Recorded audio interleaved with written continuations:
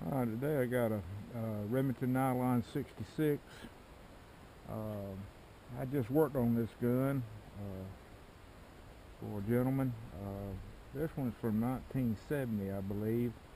What it was hanging up on the second shot, and the shells were all just being shot up into the inside of the gun, and it was a cartridge spring guide.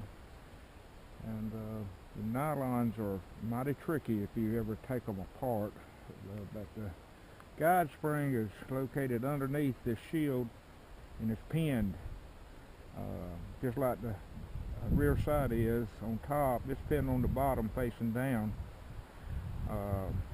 Replaced it, finally got it pinned, and I'm going to shoot it for the first time. It fed and ejected in the shop. I'm going to shoot it now and see what it's going to do.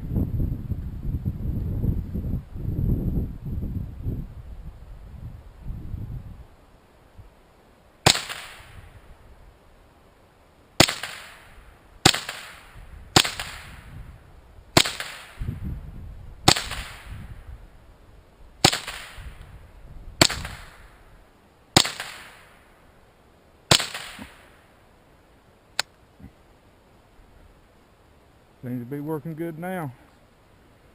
Kind of a finicky gun. Everybody likes them.